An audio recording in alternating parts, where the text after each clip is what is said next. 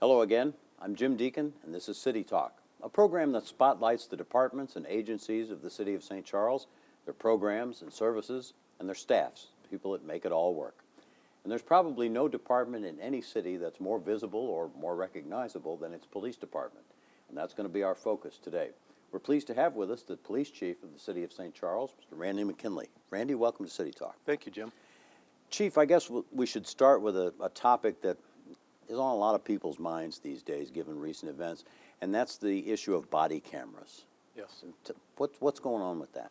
Well, body cameras are a big topic in law enforcement across the country, actually across the world.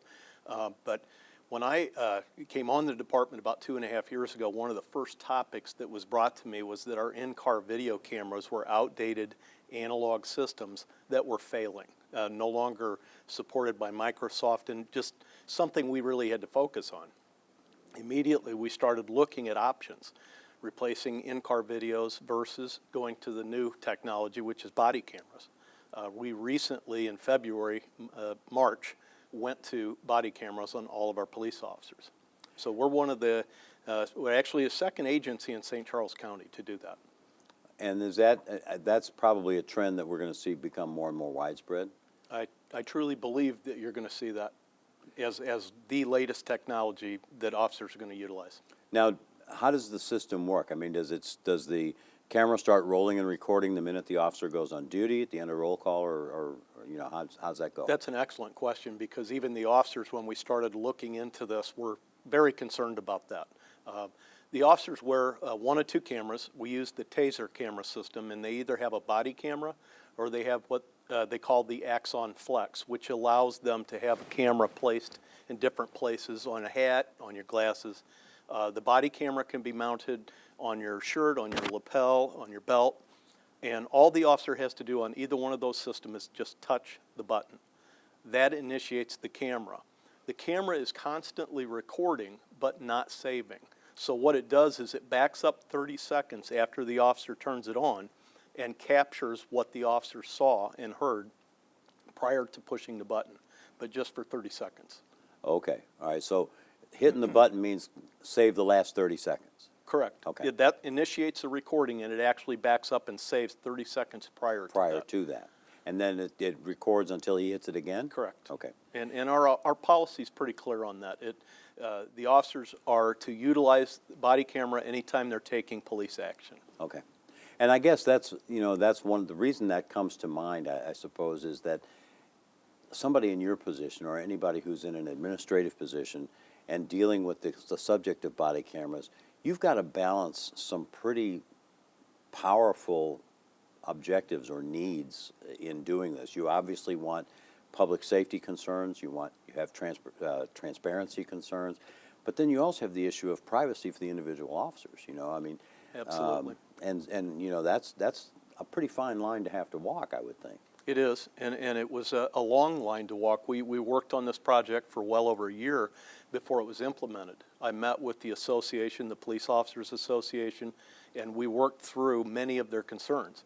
Some of their concerns brought about policy changes, which they were right. There is a concern about that, and police officers have a right to privacy too. The unfortunate thing is what's going on in the world today requires complete transparency. Now, my reason for going on the body cameras are twofold. Number one, liability, and number two, to protect our officers. And that's an aspect that many people probably don't think of. How does a body camera protect the officer?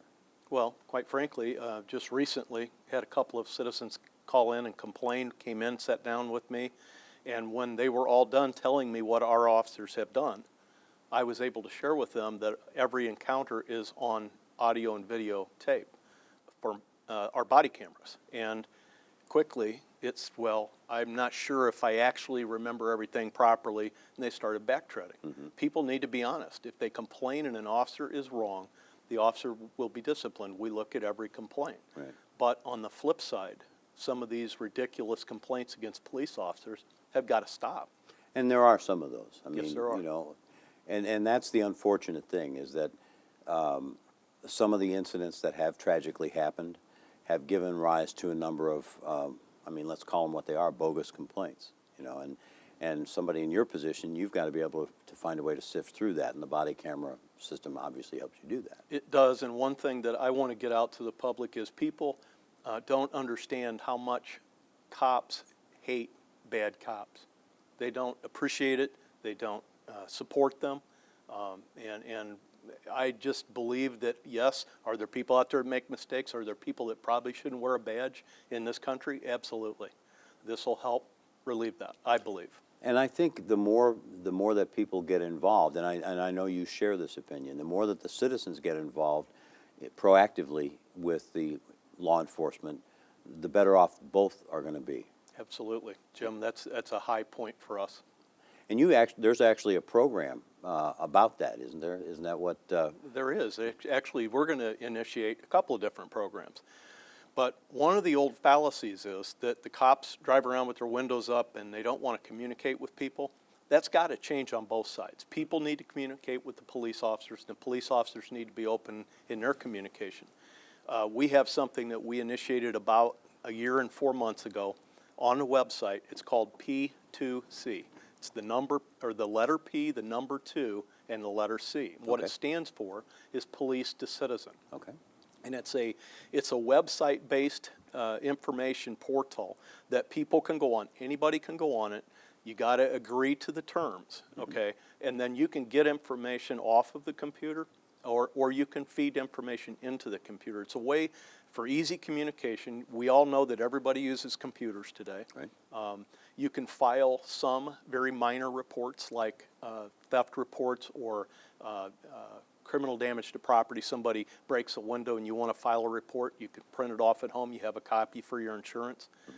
If an officer takes an accident report, once that's filed, it goes into the system, the person can print that off at home instead of driving to the station. Sure. Sure. So there's all kinds of things. You can also find out, you can put an address in and look at criminal activity and calls for service within any range you set, say 2 blocks or 5 miles.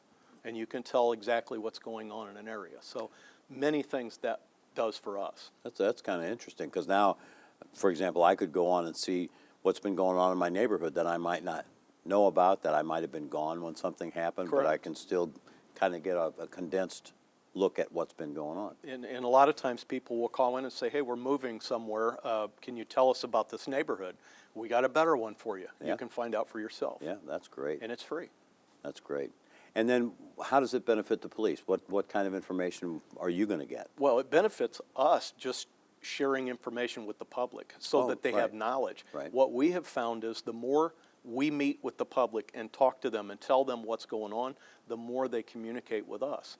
Another fallacy that people think about, well, I wanted to call you, but I didn't want to bother you because I know you guys are busy. Right.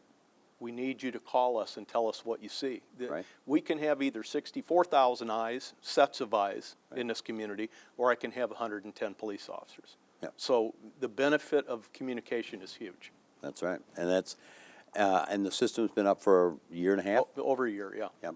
How's it going so far? Very well. Good. Good. Now, technology is a fascinating thing because I mean it just mushrooming on on so many fronts. Anything else in the area of technology that the department's involved with? Well, I don't even know where to start with technology because the simple things like an iPhone or an iPad allows our officers to do things they could never do before. But also in our dispatch center, we have the latest dispatch equipment money can buy, literally the latest. It was installed within the last 4 months. Okay. We're getting a new 911 system, enhanced 911. We have AVL, automated vehicle locators on every one of our squad cars.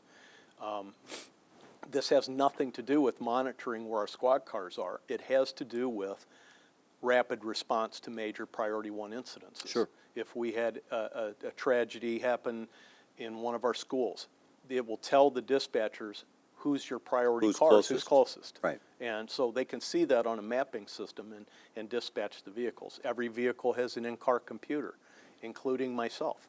I can monitor activity on the street with that computer. We have instant access to email, instant access to the internet. Should we need to look something up, we can pull up interior building diagrams for schools Sure. and businesses. I could go on and on about technology. I started in law enforcement in the early 80s. We didn't even have AM radios in our cars. Right. And so technology has vastly changed how police work is done. But some things never change. And I guess one of them is the need for citizen involvement. Absolutely. And whether it's high tech like the website, the Police to Citizen, or just the personal interaction. I guess we can't say enough about that, right? No. And quite frankly, once in a while, I'll get out of the car and just go walk down Main Street. It's amazing how many people will talk to you. How many people come up and say, "We appreciate what you do, officer." They don't know I'm the chief, Right. you know, and we'll get in a conversation and talk. And they're seeing police officers as people, which shell shock or people. Right. It's our community too, and we want it to be a good place to live and work and to visit. And now you said earlier that you'd been on the job for 2 years? Been on the job here for about 2.5 years. About yeah. 2.5 years. But you've been in law enforcement for a little while. Yes, I started in the early 80s. I worked as a police officer in Bloomington, Illinois. I was with them for almost 29 years, and I went through the ranks up there and became their chief of police back in 2008. And what prompted your move to St. Charles? Well, it's interesting. I had some options. I did not have to retire, but my retirement age was certainly there, and the time on the job was there. So my wife and I started looking at options simply because I was getting mid-50s, 55, 56, and my concern was, am I going to still be marketable Right. if I stay for 2 or 3 more years? Sure. And because most police agencies, they don't want a police chief for a year or two. You know, my commitment here to Mayor Faith and to Michael Spurgeon and the council is a minimum of 5 years. And my goal is 7 years. That's a personal goal. Right. Whether I stay or not, you know, depends on, I guess, the ability of us to run a good police department. So, but I'm very happy here. And I think that's important for the department. I think that, changing chiefs, however smooth that transition might be, there's a loss of consistency. There's a loss of stability, I think, that naturally goes along with that. And I think it is a good thing to avoid. So how do you like it so far? I absolutely love it. My wife does too. Good. It's the right place for us. I looked at other agencies. I interviewed for other agencies.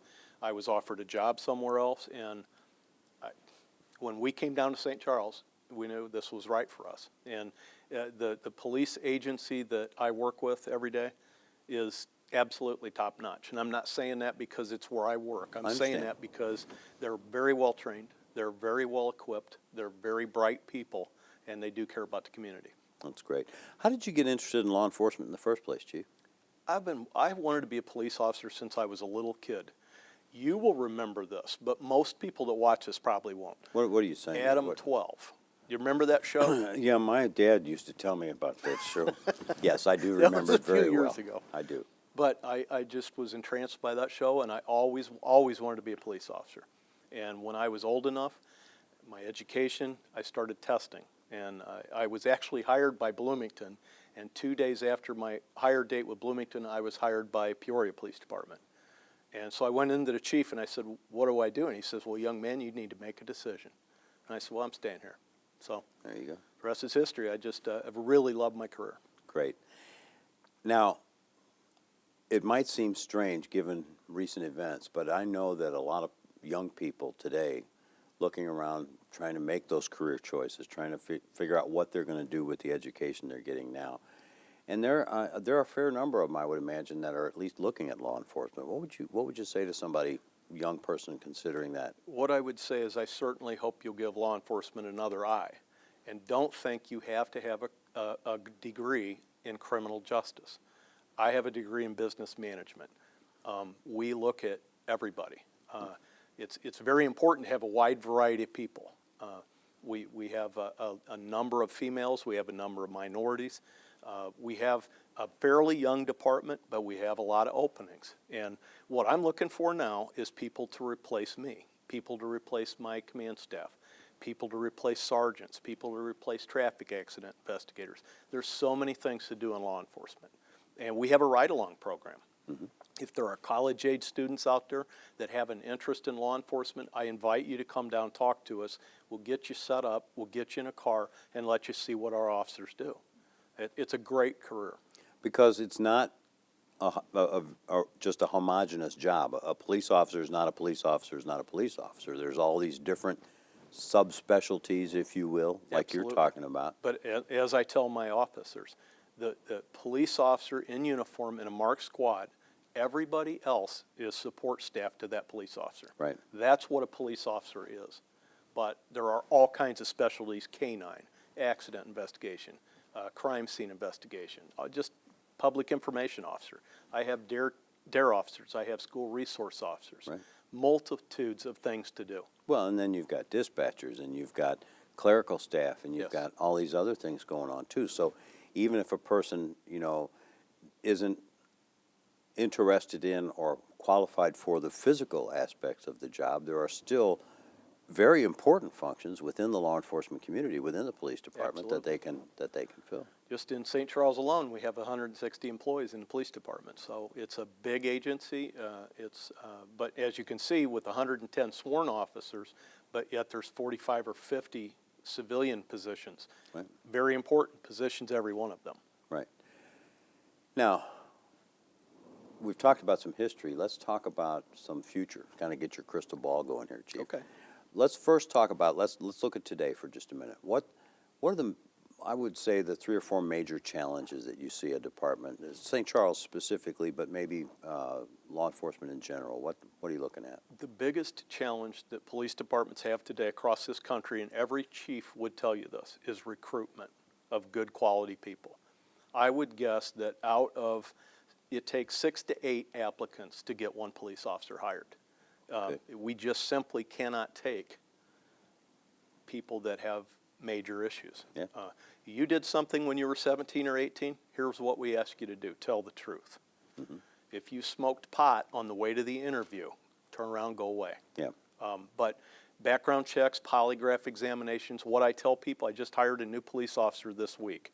We just swore him in, and I had my personal conversation with him this morning before I came here. And I tell him the same thing.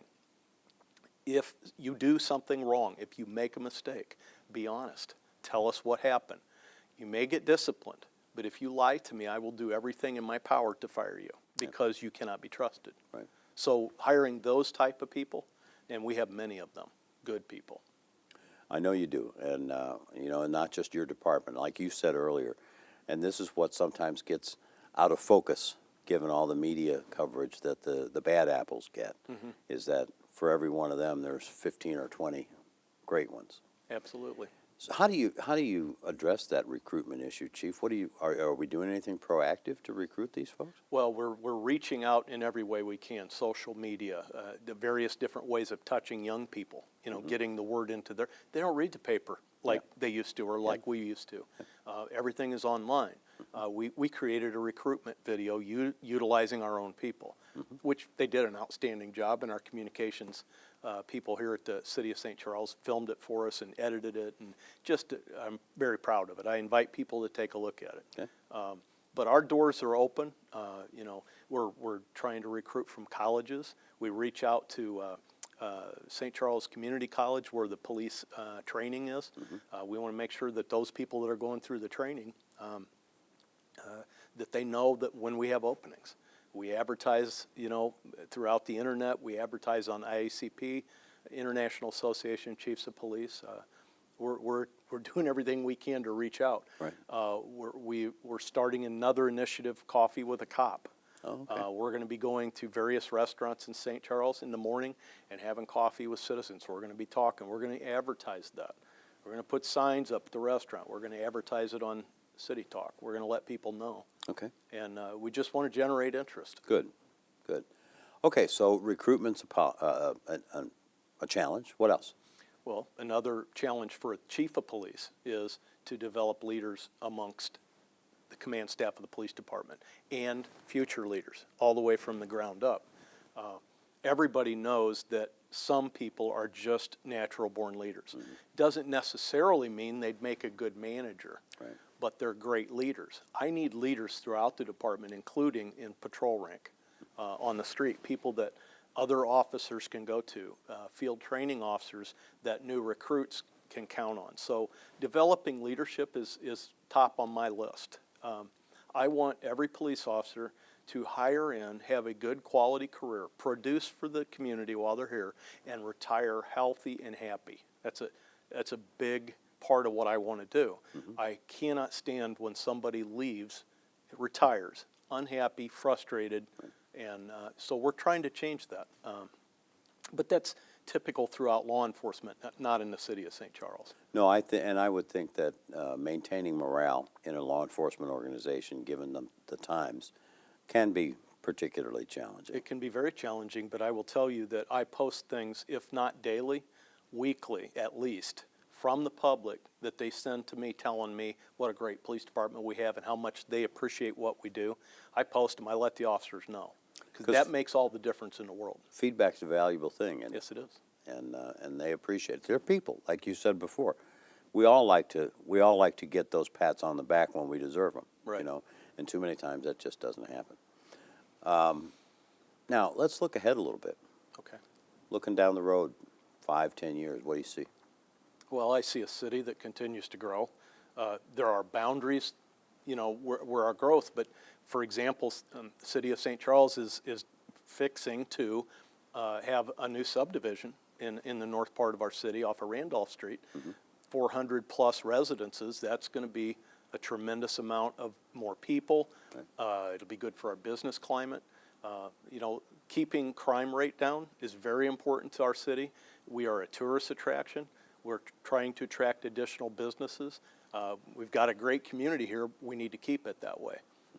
School security is a very high concern of ours. Sure. We have 4 officers that work 40 hours a week in schools. We have 2 DARE officers and 2 school resource officers. I would love to have more. But what I tell my troops, if you're on the street and you're not busy and you've got the opportunity, stop by a school, get out of your car, walk into school, introduce yourself, let the kids see you, go back out and get in your car. I mean, we have to be more visible. So, those are some concerns I have and some things that we're working to do. Okay, all right. What can we do to help you? Communicate with us. Tell us what you think. One of the things that I haven't done here yet, but I'm preparing to do, is to do a reverse evaluation. I want my officers to tell me how I'm doing, okay? Well, we desperately want the public to tell us how we're doing. We work for them. And I don't mean I pay your salary, chief, you do what I say. How many What I times do you mean hear is, that? we hear it all the time. But the truth of the matter is we do work for them.